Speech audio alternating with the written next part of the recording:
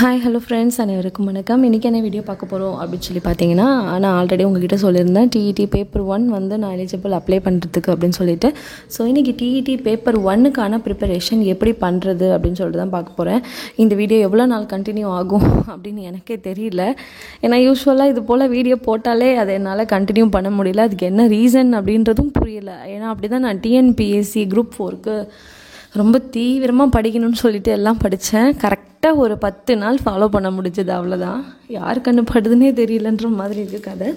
Okay, நம்ம கான்செப்ட்குள்ளே வரலாம். TET paper 1 அப்படின்னு சொல்லி பார்த்தோம் அப்படின்னா, சிலபஸ் அப்படின்னு என்ன எடுத்துக்கிட்டோம் அப்படின்னா, சிலபஸ் வந்து யூஸ்வலாக நீங்கள் 1 to 5th வரைக்கும் படித்தா போதும் அப்படின்னு சொல்லி சொல்லுவாங்க. பட் 1 to 5th வரைக்கும்லாம் படித்தா நம்மளால் ஒரு 10 மார்க் கூட முழுசாக எடுக்க முடியாது.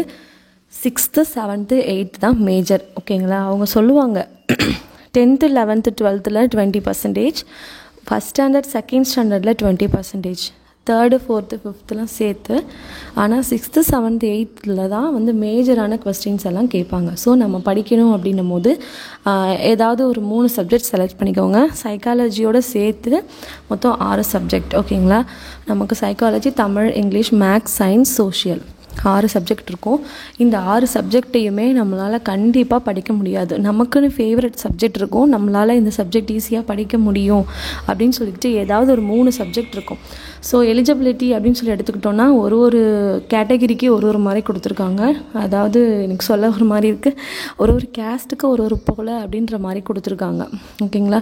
ஸோ நம்ம வந்து எப்போவுமே ஒரு 60%க்கு மேலே எடுத்தால் தான் நமக்கு போஸ்டிங் கிடைக்கும் அப்படின்னு மைண்டில் வச்சு படிங்க.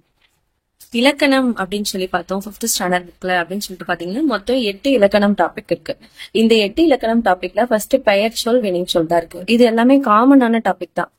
நமக்கு காமனான டாபிக் 5th ஸ்டாண்டர்ட் ஸ்டூடெண்ட்ஸ்க்கு புதுசு தான். முதல்ல ஒரு பெயர் சொல், ஒரு வினை சொல்னா என்ன, நம்ம அது எல்லாமே நம்ம எழுதிடுவோம். நெக்ஸ்ட் டாபிக் வந்து ஒரு பெயரை குறிக்கும் சொல் பெயர் சொல், ஒரு செயலை குறிக்கும் சொல் வினை சொல். நெக்ஸ்ட் பாத்தீங்கன்னா மூவிட பெயர்கள், அதாவது first person, second person, third person அப்படின்னு சொல்ற தன்மை, முன்னிலை, படர்க்கை. எதுக்கு இங்கிலீஷ்ல சொல்லி தரீங்கன்னு கேட்கலாம். 5th ஸ்டாண்டர்ட் ஸ்டூடெண்ட்ஸும் பாக்குறாங்க. அதனால பொதுவாகவே இப்ப வந்து ஜென்ரேஷனே மாறிடுச்சு. தமிழையே இங்கிலீஷ்ல சொல்லி கொடுத்தாதான் வந்து புரியுது, மற்றபடி யாருக்கும் புரியல. தன்மை அப்படின்றது என்ன நான் சொல்லிக்கிறது, முன்னிலை அப்படின்றது என் கூட இருக்க ஒருத்தவங்க சொல்றது. அதுவே படற்கை அப்படின்னு சொல்லி பாத்தீங்கன்னா நாங்க 2 பேருமே இல்லாத 3வதா ஒருத்தவங்க இருப்பாங்களே அவங்களும் சொல்றது படற்கை.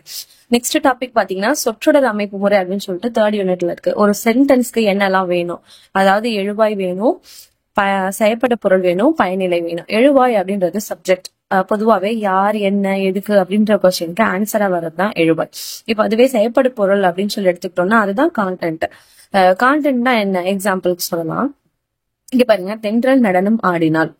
இப்போ இதுல நடனம் அப்படின்றதுதான் கான்டென்ட். இது மாதிரி வர்றது செயற்படு பொருள். நெக்ஸ்ட் பாத்தீங்கன்னா பயனிலை, அதாவது பயனிலை அப்படின்னு சொல்லி எடுத்துட்டோம்னா ஒரு தொடரை முழுமையாக்குறது. இப்போ ஒரு சென்டென்ஸ் அப்படின்னு எடுத்துக்கிட்டோம்னா எழுவாயும் இருக்கும், பயனிலையும் இருக்கும். செயற்படு பொருள் அப்படின்றது இல்லாமலும் இருக்கலாம். ஆனா கண்டிப்பா பயனிலையும் எழுவாயும் ஒரு சென்டென்ஸ்ல இருக்கும். இதுதான் ரூல்ஸ். நெக்ஸ்ட் டாபிக் என்ன இருக்கு அப்படின்னு சொல்லி பாக்குறீங்க அப்படின்னா இணைப்பு சொற்கள் இருக்கு. அதாவது இது நம்ம காமனா நம்ம எக்ஸாம்பிள்ஸ் அந்த சொற்றொடரை பார்த்தாலே நம்மளால வந்து கண்டுபிடிக்க முடியும். இந்த ஆயினும், எனவே, ஏனெனில், அப்படியானால், ஆகையால், ஏனென்றால், இந்த மாதிரி வேர்ட்ஸை நம்ம போட்டு கனெக்ட் பண்றதுதான் வந்து இந்த இணைப்பு சொற்கள். நெக்ஸ்ட் அடுக்கு தொடர், இரட்டை கிளவி. ரொம்ப ரொம்ப ஈஸியான டாபிக் என்னை பொறுத்த வரைக்கும். அதாவது அடுக்கு தொடர் அப்படின்றது 2 அல்லது 3 முறை அடுக்கி வர்றது, பிரித்தா பொருள் தரது அடுக்கு தொடர். அதுவே இரட்டை கிளவி அப்படின்னு சொல்லி பாத்தீங்கன்னா அது பிரிச்சா நமக்கு பொருள் தராது. இதை வச்சு நம்மளால ஈஸியா எக்ஸாம்பிள் கொடுத்தாலே நம்மளால ஈஸியா கண்டுபிடிக்க முடியும். நெக்ஸ்ட் இணை சொற்கள். இந்த இணை சொற்கள் ரிலேட்டடா நான் வந்து ஒரு ஷார்ட்ஸ் வந்து போட்டிருந்தேன். அதாவது நேரிணை, எதிரிணை, சரி இணை அப்படின்னு சொல்லிட்டு. நேரிணை அப்படின்றது ஒரே மீனிங்கை கொடுக்கறது, கண்ணும் கருத்தும், ஓங்கி உயர்ந்த, நீண்ட நெடிய அப்படின்ற மாதிரி. எதிரிணை அப்படின்னு எடுத்துட்டோம்னா இரவும் பகலுமாய், மேடு பள்ளமாய்ன்ற ஆப்போசிட் மீனிங்கா கொடுக்கறது. அதுவே சரி இணை அப்படின்றது செக்கச்செவேல், மேடு பள்ளம், செக்க செவேல், கண்ணங்கரேல், பச்சை பசேல் அப்படின்னு நம்ம சொல்லுவோம்ல, அந்த மாதிரி வர்றது வந்து சரி இணை. மயங்குழிகள், இதை பத்தின டீடைல்டான டாபிக் நமக்கு 6th ஸ்டாண்டர்ட் புக்ல இருக்கு. ஆல்ரெடி வீடியோவும் அப்லோட் பண்ணிருக்கேன். இருந்தாலும் 5th எப்படி கொடுத்துருக்காங்கன்னா மயங்கொழினா என்ன ஜென்ரலா கொடுத்துருக்காங்க. இந்த 8 சொற்கள் தான் மயங்கொழி. அதாவது உச்சரிக்கும் போது ஒரே மாதிரி தான் இருக்கும், ஆனா வேற வேற லெட்டர்ஸ் வர்றது மயங்கொழிகள். இது வந்து எப்படி ஈஸியா நம்ம கண்டுபிடிச்சுக்கலாம் அப்படின்னா, இந்த 3 சுழினாவை டன்னகரம் அப்படின்னு சொல்லும் போது நமக்கு ஈஸியா புரிஞ்சிடும். அப்ப டாக்கு பக்கத்துல இந்த 3 சுழினா வரும் அப்படின்ட்டு. இந்த 2 சுழினாவை ரன்னகரம் அப்படின்னு சொல்லும் போது நமக்கு ஈஸியா புரிஞ்சிடும். அப்போ ராக்கு பக்கத்துல, இந்த ராக்கு பக்கத்துல 2 சுழினா தான் வரும் அப்படின்ட்டு. இந்த இந்து வந்துச்சுன்னா அது தன்னகரம் அப்படின்றது புரியும். இன்னும் ஈஸியா எப்படி கொடுத்திருக்காங்க அப்படின்னு சொல்லி பாத்தீங்கன்னா, எப்படி இந்த லெட்டர்ஸ் உருவாகுதுன்றது கொடுத்திருக்காங்க. அதாவது இது எப்படி உருவாகுது, ஐ மீன் அதை உச்சரிக்கும் போது நம்ம எப்படி உச்சரிப்போம், அதை டிஃபரன்ஸா வச்சு கூட நம்மளால ஈஸியா எழுதிட முடியும். இதை ஒரு 1 மார்க்ஸ்ல கேட்க சான்சஸ் இருக்கு. அதனால நான் வந்து எழுதி வச்சிருக்கேன்.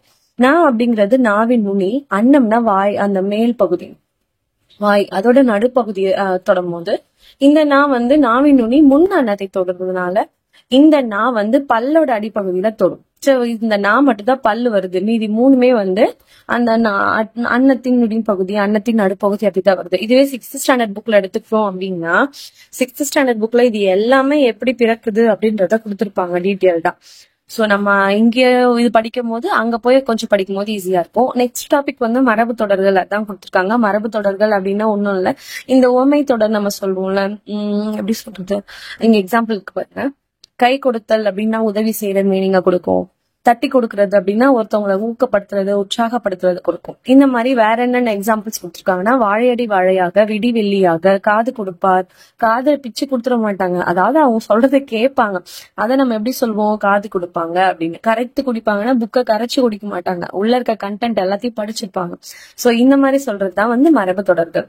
இப்ப 5th புக் அப்படின்னு சொல்லி எடுத்துக்கிட்டோம்னா மொத்தம் 8 யூனிட் இருக்கு. ஓகேங்களா, இந்த 8 யூனிட்ல இருக்க இலக்கணம் ஃபுல்லா நம்ம இப்ப கவர் பண்ணிட்டோம். அடுத்தடுத்த யூனிட்ல அடுத்தடுத்த கான்டென்ட் என்ன அப்படின்னு சொல்லிட்டு பார்த்து அதையும் நம்ம கவர் பண்ணலாம். இந்த வீடியோ உங்க ஃப்ரெண்ட்ஸ் கூட ஷேர் பண்ணுங்க. மறக்காம நம்ம சேனலை சப்ஸ்கிரைப் பண்ணுங்க. தேங்க்யூ ஃபார் வாட்சிங்.